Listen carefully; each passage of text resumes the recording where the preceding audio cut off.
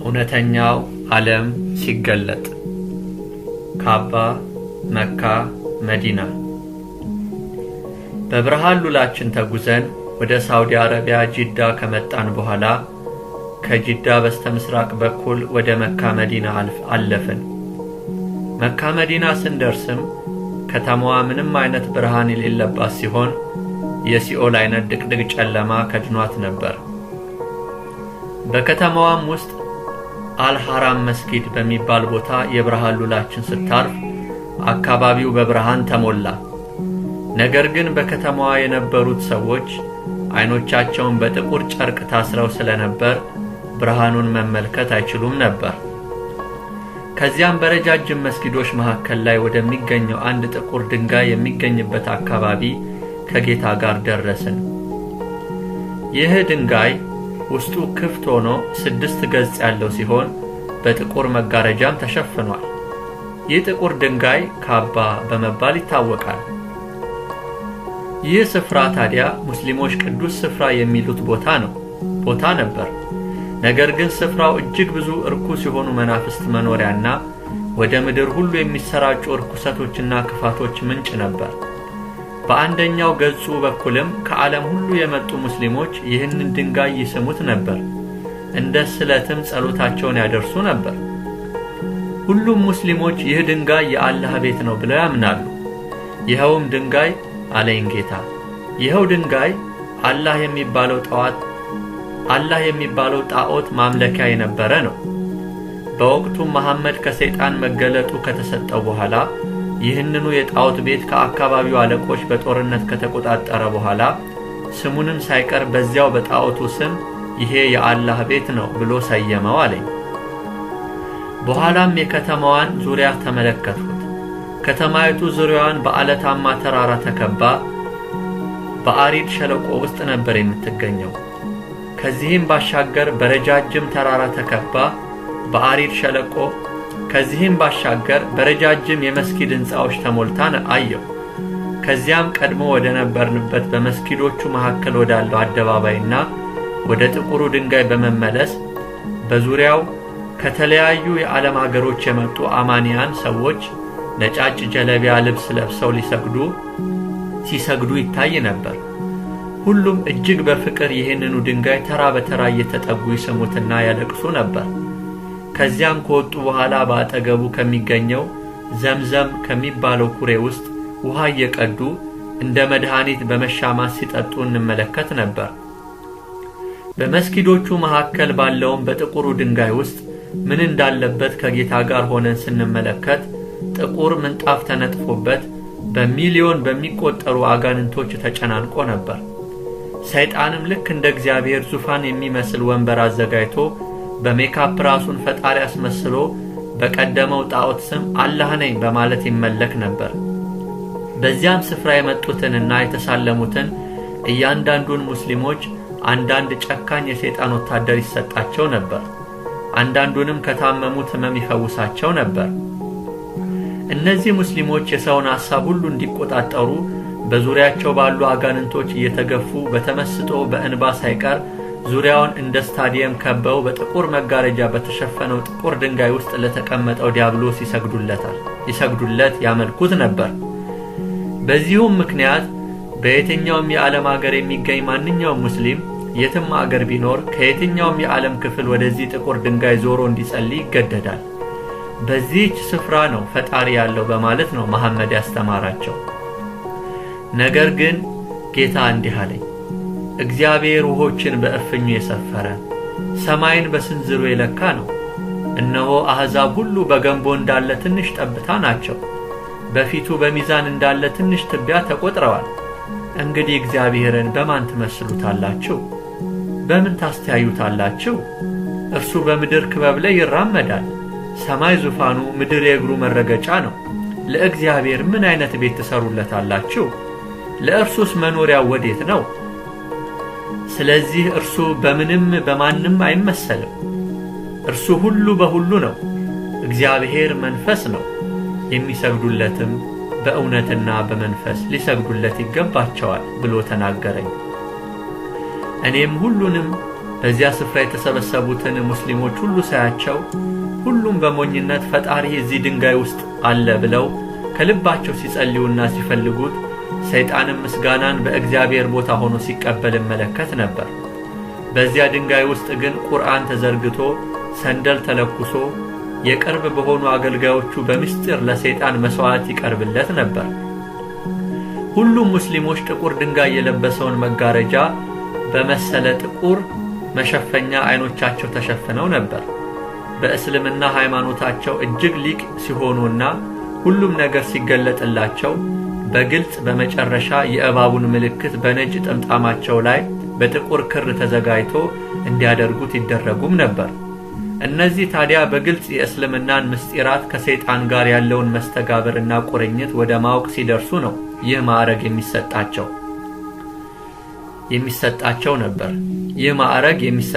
ነበር። ታዲያ በዚያ ጥቁር ድንጋይ ውስጥ በግድግዳው ላይ የዘንዶና የእባብ ምስል በግልጽ ተቀርጾበት እንመለከት ነበር። ይህንንም በየዓመቱ ለጽዳት የሚገቡ ሰዎች ስለሚያዩት ምስክሮች ናቸው። በዚህም ምክንያት ነው በእስልምና ሃይማኖቶች ዘንድ እባብ እጅግ የተከበረ የአላህ መልእክተኛ ነው ተብሎ የሚታመነው። ታዲያ ይህ ስፍራ በውስጡም ውጪውም ጭምር በየዓመቱ አንድ ጊዜ ብቻ ይታጠባል።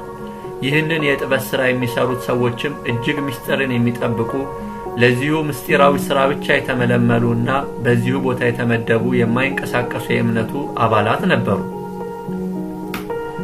ሙስሊሞች ለሌሎች እምነት ቀናነት የጎደላቸው እንዲሆኑና ከቻሉ እንዲያጠፏቸው ለመሐመድ በሰይጣን በተሰጠው ቁርአን በተቀነባበረ መልኩ ከሕፃንነታቸው ጀምሮ በጥላቻ እንዲያድጉ አእምሮአቸው በአጋንንቶች ይተበተባል። ሲጽፉና ሲያነቡ እንኳን ከቀኝ ወደ ግራ ነው። ይህም በሰይጣን ሆን ተብሎ የተሰራ ሥራ ነው። በመጽሐፍ ቅዱስ እንደምናውቀው ቀኝ የጌታ መገለጫ ነው። ጌታ በእግዚአብሔር ቀኝ ነው። እኛም በእርሱ ቀኝ በሰማያዊ ስፍራን ያለነው። ሆኖም ግን እስልምና ግራ የሚያጋባና አስተምህሮቶቹም ግራ የሆኑ ናቸው። ሙስሊሞች ይህንን ጥቁር ድንጋይ በእስማኤልና በአብርሃም ነው የተገነባው ብለው ነው የሚያምኑት። የዘምዘሙን ውሃ ደግሞ እስማኤል ሲያለቅስ ለአጋር የፈለቀችላት ምንጭ ናት ብለው ነው የሚናገሩት። ይህ አባባላቸው ምንም እንኳን የሚያሳምን ምንም ማስረጃም ሆነ መረጃ ባይኖረውም ግን የአንዱ የእግዚአብሔር ሰው የአብርሃም ከአጋር የመውለድ ስህተት ይህን ሁሉ የሰው ልጆች ጥፋት ሲያመጣ ተመልከቱ። በዚህ በእግዚአብሔር ሰው የውድቀት ታሪክ ሰይጣን ብዙዎችን አሳምኖ አላህ የተባለውን ጣዖት ቤትና ራሱን በተዘዋዋሪ ሲመለክበት ተመለከቱ። እያንዳንዱ በዚህ በመካ የተገኘ ሙስሊምም ሁሉ የሰይጣን ወታደር እየተሰጠው በሚመለስበትና በሚኖርበት ሀገር ከሰው ሁሉ የተለየ አክብሮትና ሀብት እንዲያገኝ ያደርገው ነበር። ለዚህ ነው እያንዳንዱ ሙስሊም በሕይወት ዘመኑ አንድ ጊዜ ወይንም ከዚያ በላይ ከየትኛውም የዓለም ክፍል ወደዚህ ስፍራ ለመምጣት የሚመኘው። በዚሁም ምክንያት ነው በመካ ከተማና በአካባቢዋ የሚኖሩ ሰዎች ታላቅ ኢኮኖሚያዊ ፋይዳና ገቢ ስለሚያስገኝላቸው ስፍራውን በመንከባከብ የሚይዙት። በዚህ ስፍራ በተወለደው መሐመድ የተፈጠረው ይህ እምነት ምንም እንኳን ፍጻሜው ሞትና ሲኦል ቢሆንም ለሕዝቡ ግን ከፍተኛ የኢኮኖሚ ጠቀሜታ አምጥቷል። ይህችው የመካ ከተማ ከጂዳ ወደ ሪያድ የሚሄድ መንገድ በአትታፍ አድርጎ በአአድ ይማም ወደ ኪዩት ከተማ አቋርጧት የሚሄድ መንገድ ሲኖራት፣ ሌላኛው መንገድ ደግሞ ከየመን የሚመጣው በጅዛን አድርጎ መካን አቋርጦ ከዚያም ከመካ በአሹሽ ማሲን አድርጎ ሃዳ ባህርና ኡአስ ሰላምን አልፎ ጂዳ የሚገባ ነበር። እነዚህ ሁለት መንገዶች ከሩቅ ምስራቅ ጀምሮ እስከ አፍሪካ እንዲሁም ከየመን እስከ አውሮፓ የሚዘልቁ ዓለም አቀፍ መንገዶች ናቸው። ስለዚህ ከጥንት ጀምሮ በአካባቢው ካለ የመልክዓ ምድር አቀማመጥ አንጻር ወደ ሁሉም አገሮች በየብስ ለመጓዝ ለነጋዴዎች የንግድ እንቅስቃሴ ማዕከልና መተላለፊያ እንድትሆን ያበቋት መልካም አጋጣሚዎች ነበሩ። አካባቢዋ በአሁን ሰዓት እጅግ ሞቃታማና በረሃማ አካባቢ ቢሆንም ሰዎች አለፍ እያሉ የሚኖሩባቸው ትንንሽ ከተሞችና የገጠር መንደሮች በዙሪያዋ ነበሩ። በኋላም በብርሃን ሉሏ ውስጥ በመመለስ ከፍ ብለን ወደ ታች ስንመለከት በቅጽበት ዓይን ጌታን በጥቁሩ ድንጋይ ላይ ከፀሐይ 10 እጥፍ ደምቆ በሁለት እግሮቹ ቆሞበት ተመለከቱ። ወዲያውም ክብሩ ሰማያትን ከድኖ ነበር። መላእክቱም በአካባቢው ሞልተው ነበር። ጸዳሉም ልክ እንደ ብርሃን ነበር። ጨረር ከእጁ ይወጣ ነበር። ኃይልም በውስጡ ተሞልቶ ነበር። የእሳት ነበልባልም ከእግሩ ይወጣ ነበር። በጥቁሩ ድንጋይ ላይ ከቆሙት እግሮቹ የሚንበለበል እሳት እየወጣ በውስጡ ያሉትን መናፍስት ያነዳቸው ጀመር። ይሄኔ ታዲያ በዚያ ከተከማቹት መናፍስቶች የተረፉት መድረሻ አጥተው ሲርበደበዱ ተመለከቱ። ሁሉም የሚያድነውን ፍለጋ ይሯሯጥ ነበር። እጅግ ብዙ እባቦችም እየተተለተሉ ከጥቁሩ ድንጋይ ውስጥ እየተቃጠሉ ሲወጡ ተመለከቱ። ፈጽሞም የሰይጣን ዙፋን ተገለባብጦ ከስፍራው ሲነቀልና ሲቃጠል አየው። ሰይጣንም ከእግዚአብሔር መላእክት ጋር በሰራዊቱ ታጅቦ ቢዋጋም ነገር ግን ተሸንፎ ኃይሉ ሁሉ ሲመታ ተመለከቱ። ወዲያውም አካባቢው በሙሉ በእግዚአብሔር መላእክት ቁጥጥር ስር ውሎ አየው። ከዚያም ለስግደት በአካባቢው ከሚሰበሰቡ ሰዎች ላይ መንፈሱ እንደ አዋራ ሆኖ እየተበታተነ ይወጣ ነበር። ቀጥሎም ተሳፍሬባት የነበረችው የብርሃሉን አንዳንድ ከዓለም የመጡ መተተኞችንና ሼኪዎችን በእሳት ማስጨነቋን ያዘች። ከሁሉም የዓለም አገሮች የመጡ የሰይጣን መልእክተኞች የሆኑ መተተኞቹንና ሼኪዎቹን አንድ ወር ጾም ካጾማቸው በኋላ በየሰው ላይ ላወጣው የእርግማን አዋጅ መቆጣጠሪያነት እና ማስፈጸሚያነት ያዘጋጀውን ኃይሉን ልክ እንደ አማሌቅ ከስፍራው ዝክሩን ጌታ ሲያጠፋው ተመለከቱ። ውጊያውም በአጭር ሰኮንዶች ውስጥ ሲጠናቀቅ በአሁኑ ዓለም የእስራኤል ጀቶች አካባቢውን በሚሳኤልና በቦምብ በመምታት ደበላልቀውት ፈጽመው አመድ ሲያደርጉት ተመለከቱ። በመቀጠልም ይህ ካባ መፍረሱንና መውደሙን የተመለከቱ ዓለም ላይ ያሉ ሙስሊሞች ተደራጅተው እንደገና መስጊዶቹን ቢያስገነቡም ነገር ግን ኃይሉ ፈጽሞ ተመትቶ ነበርና ቦታውም የአምልኮ ስፍራ መሆኑ ቀርቶ እንደ ሙዚየም አድርገውት የሰው ልጆች ከተለያየ ቦታ እየመጡ ሲጎበኙት ብቻ ተመለከቱ። ይህ የሰይጣን ተንኮል ለአንዴና ለዘላለም ዝክሩ ጠፋ። ጌታም እንዲህ አለኝ፣ እኔ ቀናተኛ አምላክ ነኝ። ከእኔ በቀር ሌላ አምላክ የለም። እኔን ብቻ ያመልኩ ዘንድ ንገራቸው። ከዚህ በኋላ ይህ ያየኸው እባብ ዝክሩ ጠፍቷል። ምንም እንኳን ብዙ ሙስሊሞች በተለያየ አገሮች ቢኖሩም ግን ከዚህ በኋላ የኃይል ምንጫቸው ደርቋል። ከዚህ በኋላ የእውነተኛይቱ ቤተክርስቲያን ተገዳዳሪ ሆነው እንዳይቀጥሉ መርዙ ተወግዷል። ብዙ በዚህ ስም የሚነግዱ ሞገሳቸው ተወስዷል። እነርሱንም የሀብት ምንጫቸውን አደርቃለሁና ደስታቸው ወደ ለቅሶ ይለወጣል። ልታይ እንዳላሉ ሁሉ ልደበቅ ደግሞ ይላሉ። በዚህም ሳቢያ ብዙ ሙስሊሞችን ወደ ራሴ መልሳለሁ፣ ልባቸውን አቀናለሁ። ለሞት እንኳን የቆረጡ ለእኔ ለመኖር የጨከኑትን ሕዝቤን ከዚህ ከሙስሊም ማህበረሰብ መካከል አስነሳለሁ አለኝ። እውነተኛው ዓለም ሲገለጥ በህንድ የተደረገ መንፈሳዊ ውጊያ። ከዚያም ተነስተን ወደ ህንድ በብርሃን ሉላችን እየተጓዝን በሙምባይ አየር መንገድ አጠገብ ደርሰን ስንመለከት አናም የሚባሉ መናፍስቶች የህንድን ምድር ሞልተው ነበር። እነዚህ መናፍስቶች ከጥንት ጊዜ ጀምሮ ከሰው ልጆች ጋር ተጋብተው የተዋለዱ ግማሽ መንፈስ ግማሽ ሰዎች የሆኑ ነበሩ። በተለምዶ ሬድ ኢንዲያንስ በመባል ቢታወቁም እነርሱ ግን ቀን ሰው ማታ የተለያየ አውሬ በመሆን ራሳቸውን የሚቀያይሩ እንዲሁም የራሳቸውን ልጆች ሳይቀር ለምግብነት የሚያውሉ እጅግ ጨካኝ መናፍስቶች ነበሩ። እነዚህ መናፍስት ውሃ ባለበት ቦታ እና እንዲሁም በደን ውስጥ የሚኖሩ ናቸው። በህንድ አገር ወደ ሙምባይ ከተማ ስንደርስ እነዚህ መናፍስት ከሰዎች ጋር አብረው እየተዳሩ የተለያዩ አጋንንታዊ ትርኢት የሚያሳዩበትን ስፍራ ተመለከትን። ይህንን ሁሉ የሚያደርጉት በከተማዋ መካከል ባለው ቤተ መንግስት ውስጥ በሚገኘው ግሪን ጋርደን ውስጥ ነበር። ከአውስትራሊያ፣ ከብራዚል እንዲሁም ከአሜሪካ ወዘተ በመንፈስ ሆነው ነበር በዚህ ስፍራ የተሰበሰቡት። ከዓለም የተለያየ ስፍራ የመጡ ጠንቋዮችና አስማተኞች፣ ሰላቢዎችና ቡድሃዎች እንዲሁም የሂንዱይዝም የእምነት መሪዎች በፌስቲቫሉ ላይ ነበሩ።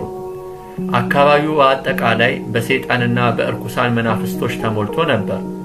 ገና ታዲያ ወደ ፌስቲቫሉ ስንቀርብ ሳለ ጌታ በብርሃን ሉሏ ተቀምጦ ከእግሩ በሚወጣ የእሳት ጨረር እነዚህን እርኩሳን መናፍስቶች ይወጋቸውና ያቃጥላቸው ጀመር።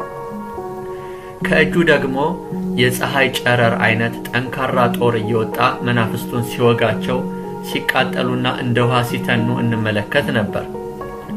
በኋላም የእግዚአብሔር መላእክትም አካባቢውን በመውረር በመናፍስቱና በተሰብሳቢዎቹ ላይ በቁጣ ተነስተውባቸው ሲያጠፏቸው ተመለከቱ።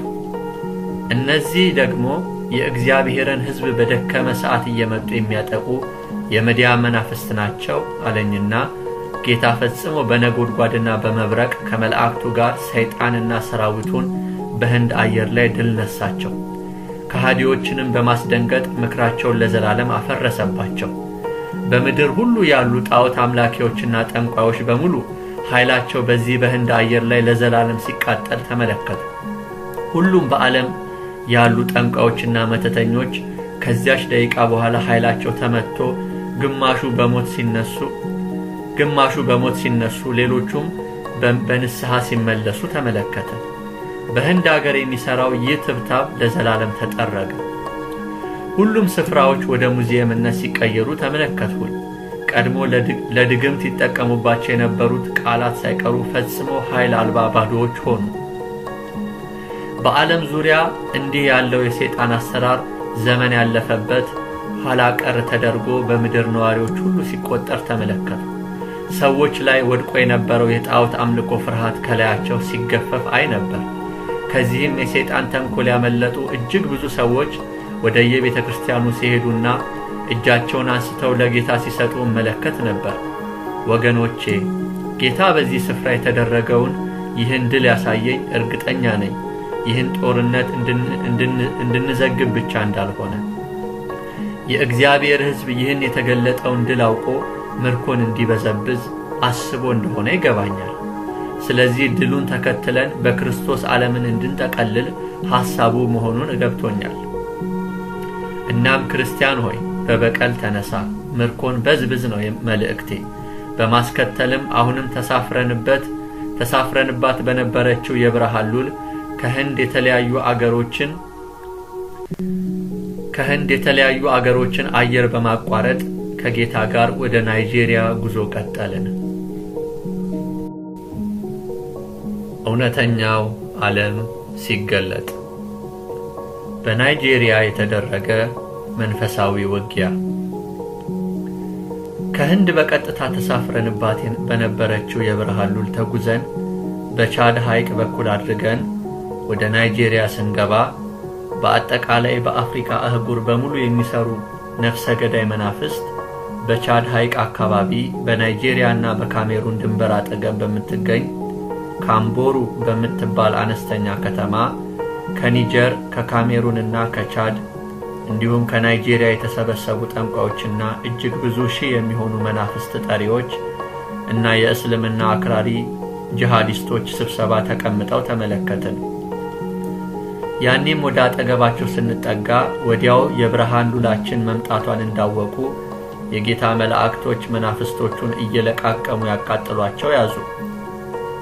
በጠንቋዮቹና በጂሃዲስቶቹ ላይም የእግዚአብሔር መቅሰፍት ይወርድባቸው ጀመር። ከጠንቋዮቹና ከጂሃዲስቶቹ መካከል ከሱዳን፣ ከህንድ፣ ከቻይና፣ ከቪየትናም፣ ከኩዋላላምፑር የመጡ ነበሩበት። እንዲሁም ከተለያዩ የአፍሪካ አገራትም የመጡ ነበሩ። ብዙዎቹ በህንድ ከደረሰባቸው ሽንፈት ለማገገም እየተጣጣሩ ነበር። ነገር ግን አልቻሉም። ሁሉም ግራ ገባቸው።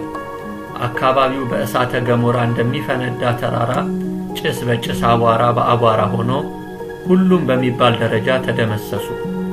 በመቀጠልም ጌታ ወደ ሌጎስ እንሄዳለን፣ በዚያ ነው ዋና ካምፓቸው ብሎኝ ጉዟችንን ወደ ሌጎስ አደረግን።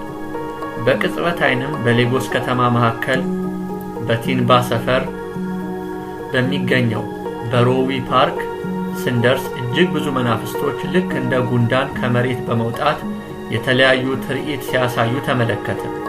በዚህ ስፍራም ከዓለም አገሮች በሙሉ ኃይላቸውን ለማደስ ጠንቋዮች፣ መተተኞች፣ ሟርተኞች፣ ሰላቢዎች፣ ነጋዴዎች፣ ምሁራኖች፣ ታዋቂ የዓለማችን ዘፋኞች እንዲሁም ሐሰተኛ ፓስተሮች ጭምር ተሰብስበው ሰይጣንን ያመልኩት ነበር። እነዚህ የተሰበሰቡት ሰዎች ሁሉ መጽሐፍ ቅዱስን ገንጥለው በጥርሳቸው ይዘውት ነበር። እጅግ ለቁጥር የሚታክቱ መናፍስቶችም እስከ ጭፍሮቻቸው በቦታው ነበሩ።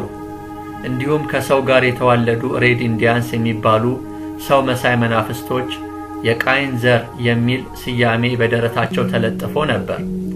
ሁሉም የሕፃናት የተለያዩ አካላትን ግማሹ እግር፣ ግማሹ እጅ፣ ሌሎችንም የሕፃናት አካላት በአንድ እጃቸው ይዘው በጥርሳቸው እየነጩ በአንድ እጃቸው ደግሞ የተለያዩ አይነት ገጀራዎች የሚመስሉ መቆራረጫ ስለቶችን ይዘው በተመስጦ በየዛፉ ላይ ተንጠልጥለው የሰው ሥጋ ይበሉ ነበር።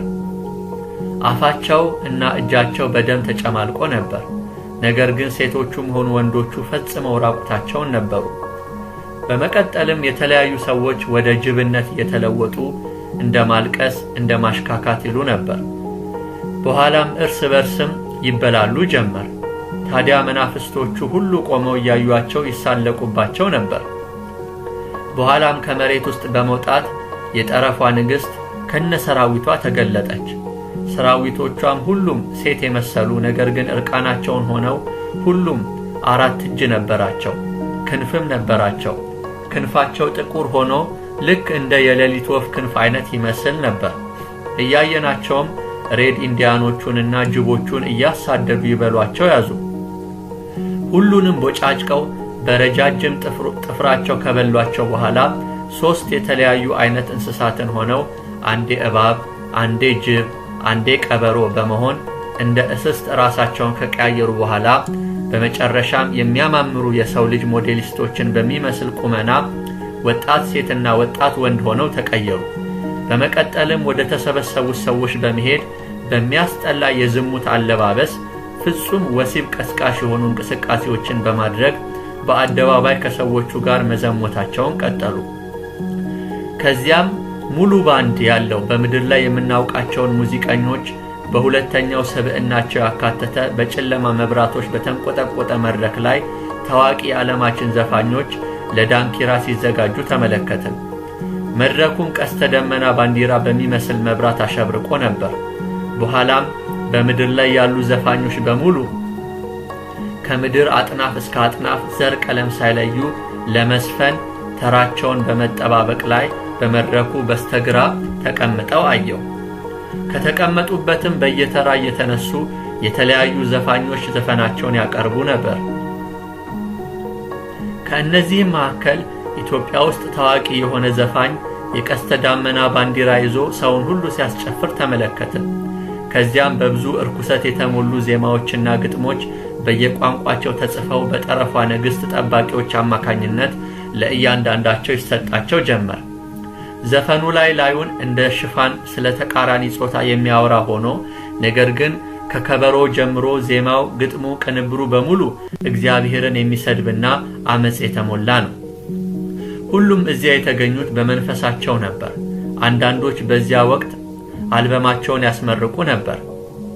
እጅግ ብዙ የአገራችን ዘፋኞችና ከውጭ ደግሞ የዓለማችን እጅግ ኮከብ የሆኑ ዘፋኞች እንዲሁም ከሱዳን፣ ከህንድ፣ ከናይጄሪያ፣ ከማሊ፣ ከደቡብ አፍሪካ እና ከኤርትራ አገር ወዘተ ብቻ ከየቋንቋውና ከየብሔሩ ታዋቂ የሆኑ ዘፋኞች ነበሩበት። ከዘፋኞቹ በተጨማሪም ከአገራችን ጀምሮ በዓለም ሁሉ ያሉ ሙዚቃ አቀናባሪዎችና ፕሮዲውሰሮች እንዲሁም ዳንሰኞችና የዘፈን ግጥምና ዜማ ደራሲዎች ነበሩባቸው። እነዚህ ዘፋኞች በዚህ ወቅት በአካል በየአገሩ በተለያዩ ቦታዎች ወደ ሰይጣን ወኪሎች በመሄድ በገሃዱ ዓለም አንድም የሚሰሩት ሙዚቃ የተጻፈ ነው፣ ወይ ያቀናበሩ ነው፣ ወይ ዜማ እየደረሱ ነው፣ ወይ ደግሞ ዘፈናቸው በሕዝብ ተቀባይነት እንዲያገኝ እያስደገሙ ነበር። እያንዳንዳቸው ዘፋኞች በህሊናቸው ይህንን አጋንንታዊ መልእክት እንዴት እንደሚቀበሉ መለከት ነበር። ግማሾቹ በጫት ደንዝዘው እንዲሁም በአሽሽ ጦዘው በመመሰጥ በህሊናቸው ከመናፍስቱ ነበር የሚቀበሉት። ነገር ግን ሁሉም በሚባል ደረጃ የጠረፏ ንግሥት በምትሰጣቸው ኃይል ነበር ፈጠራውን እንኳን የሚያገኙት። አንዳንዶቹ በአካልም ጭምር ሳይቀር በምድር ባሉ አጋንንት ወኪሎች አማካኝነት ግብር በመገበር በግልጽ የጥልቁ አባላት ሆነው ነበር። ሌሎቹ ግን አባላት ቢሆኑም በሚስጥር ነበር የሚሳተፉት። አንዳንዶቹ ግን በአካል ቢጠየቁ እግዚአብሔርን እናመልካለን ነው የሚሉት። ነገር ግን አንድ ሰው ከዘፈን ጋር በየትኛውም መልኩ ከተቆራኘ በቀጥታ ከእነዚህ ኃይላት ጋር ሳያውቀው ግንኙነት በማድረግ አባላቸው ይሆናል። በኋላም እንዲያውም ልዩ የአጋንንት መልእክተኛ ይሰጠውና ከህሊና ውጪ እስኪሆን በተመስጦ በዳንስና በዘፈን ህሊናው ይጠፋል።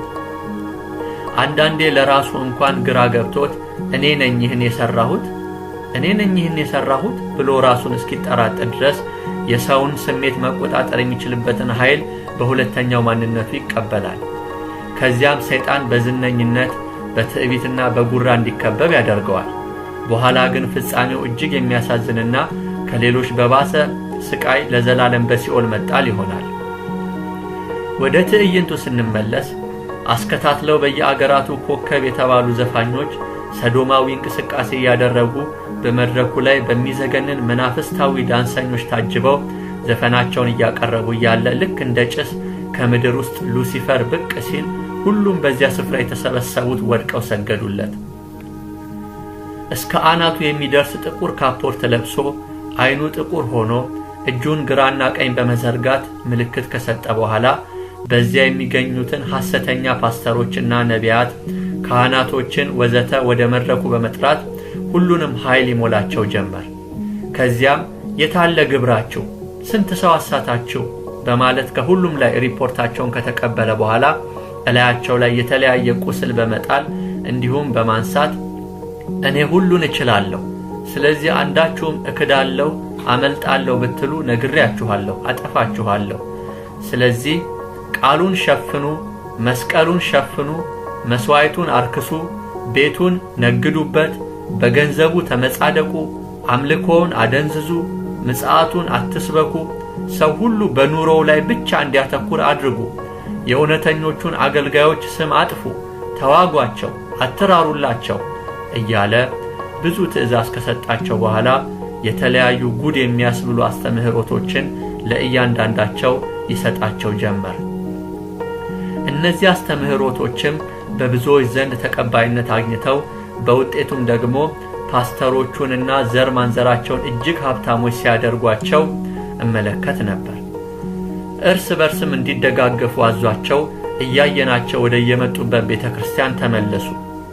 ከተመለሱትም መካከል የተለያዩ እዚያው ሌጎስ ውስጥ ትልልቅ ግዙፍ ቤተክርስቲያናት ያላቸው አልፈውም እስከ ዓለም አገሮች ድረስ ቅርንጫፍ ያላቸው ፓስተሮችና አገልጋዮች ነበሩበት። በአስተምህሮታቸውም ሰዎችን ተአምር አምላኪ አድርገዋቸው እናይ ነበር። ሌሎቹ ደግሞ ምድር ገነት ናት በማለትና ሌሎቹ ደግሞ ግብረገባዊ ትምህርት ብቻ እያስተማሩ እውነትን ከማወቅና ከመከተል የሕዝቡን ልብ ያደነዝዙ ነበር። እንዲህም ሆኖ ግን ተከታዮችን ያፈሩ ነበር። ትምህርታቸውም በአጋንንታዊ ኃይል የተሞላ ነበር። መስቀሉን ኢየሱስ ዋጋ የከፈለበትን ዘላለማዊ ሕይወትና ምጽአቱን በሙሉ ትተው በኑሮና በዚህ ዓለም በሚያጋጥመው መከራ መፍትሄ ላይ ያተኮሩ አስተምህሮቶች ነበሩ። ሌሎች ደግሞ ፈጽመው የሥላሴን አንድነትና ሦስትነት በምስጢር በሚያስክዱ ትምህርቶች ተሞልተው ነበር። በመቀጠልም ሁሉም የተለያየ ኃይል እየተቀበሉ ሳለ ድንገት ከዓለም ሁሉ የተሰበሰቡትን በሙሉ ከፍተኛ የሆነ የእሳት ጎርፍ ዋጣቸው። ከዚያም ሁሉም በቻሉት አቅም ከእሳቱ ለማምለጥ ይሯሯጡ ያዙ። ነገር ግን እሳቱ ልክ እንደ ሲሊንደር ጋዝ እሳት አየሩን ሁሉ ሞላው።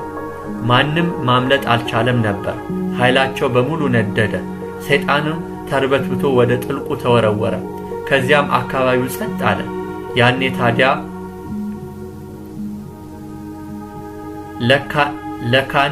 ለካንስ ከአኮቦ መንገድ በኢስለና ጎዳና መጋጠሚያ ላይ ከምትገኘው የሲናጎግ ቤተክርስቲያን በሚገኙ ነቢያቶችና ቅዱሳን አስቀድሞ በመንፈስ ጌታ ገልጦላቸው ስለነበር ያለማቋረጥ አከታትለው በመዋጋት ይጸልዩ ነበር። ያኔ ነው በመናፍስቱ ላይ እሳት ከሰማይ የወረደው። በኋላም ሰይጣን ራሱ በድንገት ከሲኦል በመውጣት በቤተክርስቲያኒቱ ሕንጻ ላይ ከባድ ፍላጻ ፈጽሞ ለማውደም ሲወረውር ተመለከቱ። ነገር ግን ከብርሃን ሉላችን ድንገት ጸረ ፍላጻ ጨረር በመውጣቱ ሰይጣን ወርውሮት የነበረውን ፍላጻ ለማምከን ቢቻልም የተወረወረው ፍላጻ እንደ ከባድ አለት ስለነበር ስብርባሪው በጸሎት ክፍሎቹ ላይ ሲወድቅ እና አነስተኛ ጉዳት ሲያደርስ አየው። ኋላም ጌታ በቅጽበት ጠላት በወረወረው ፍላጻ የተጎዳውን የሕዝቡንና የመሪውን ልብ በማጽናናቱ ቅዱሳኑ ልመናቸውን ወደ ምስጋና ለውጠው መዘመራቸውን ቀጠሉ። አብዛኞቹ መንፈሳዊ ዓይኖቻቸው የተከፈቱና ከግንባራቸው ብርሃን የሚወጣ ነበሩ። በዚህ ቤተክርስቲያን ወንጌል በሙሉ ኃይሉ ይሰራ ነበር። በዓለም ባሉ የመናፍስት ወኪሎች ከቤተክርስቲያኒቱ መሪ እሳት እየተወነጨፈ በየፕሮግራሞቹ ስራቸውን ያፈርስ ነበር። ጌታም ከቤተክርስቲያኑ መሪ ጎን ቆሞ ተመለከትኩኝ። ከእኔም አጠገብ እንዲሁ ተቀምጦ ነበር። ይህን ባህሪውን አስቀድሜ ለምጄው ስለነበር ጌታዬን አከበሩ። ከዚያም በብርሃን ሉላችን ውስጥ በመሆን ከናይጄሪያ ወደ ዩኤስ አሜሪካ መጓዛችንን ቀጠልን።